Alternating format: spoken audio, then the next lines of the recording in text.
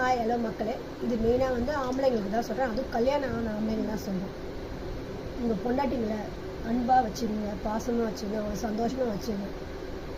அவங்க போயிட்டா தான் உங்கள் வாழ்க்கையே போயிடும், அவங்க சந்தோஷம் போயிடும், வாழ்க்கையாக போயிடும். இருக்க வரைக்கும் உங்கள் பொண்டாட்டிங்களை நிம்மதியாக வாழ விடுங்க, சந்தோஷமாக இருக்க வைங்க, அன்பை செலுத்துங்க. அவங்கள அடிக்கிறது, உதைக்கிறது, கொடுமை பண்ணுறது, அடுத்தவங்களுக்காக பாடியை போட்டு டார்ச்சர் பண்ணி விட்டுங்க. போய் இப்போ அம்மா வீட்டிலேருந்து இதை வாங்கிட்டு வா, போய் சொத்தை வாங்கிட்டு அவங்க எனக்கு என்ன பண்ணாங்க, எங்கள் அம்மா அப்பாவுக்கு என்ன பண்ணாங்கன்னு கேட்காதீங்க. எதுக்கு நீங்களாம் ஆம்பளைங்களா இருக்கீங்க?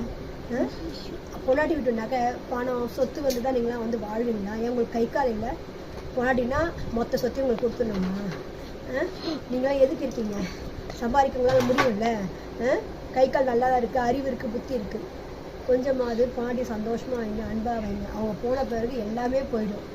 நம்மளுக்கு ஈஸியாக இருக்கும் அவங்களுக்கு அடிக்கிறது, கொடுமைப்படுத்துறதுலாம். ஆனால் வாழ்க்கை போச்சுன்னா திருப்பி வராது.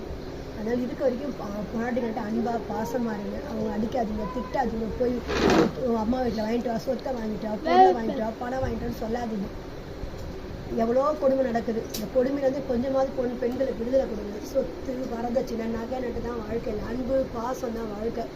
ஒரு வாழ்க்கை அமைகிறது பெரிய விஷயம். அந்த வாழ்க்கையை கெடுத்துக்காதீங்க. நான் சொல்கிறது உண்மைன்னா கண்டிப்பாக கமெண்ட் பண்ணி உங்கள் மனசில் இருக்கிறதெல்லாம் சொல்லுங்கள். பெண்கள் நீங்கள் பார்க்கலன்னா கண்டிப்பாக சொல்லுங்கள். ஆண்கள் கொஞ்சம் திருந்துங்க, எப்பயும் போல் இருக்காதீங்க. பாசத்தை கொடுங்க, அன்பை கொடுங்க. முடிஞ்ச வரைக்கும் நல்லபடியாக போராடி வச்சுக்கோங்க. சண்டை, அடி, உதை, கொடுமை பண்ணாதீங்க. எங்களாலையும் தாங்க முடியல. எவ்வளோதான் வாழ்க்கை வாழ்கிறது? ஒரு நிமிஷம் ஆகாது எங்கள் உயிர் எடுத்துக்கிறதுக்கு.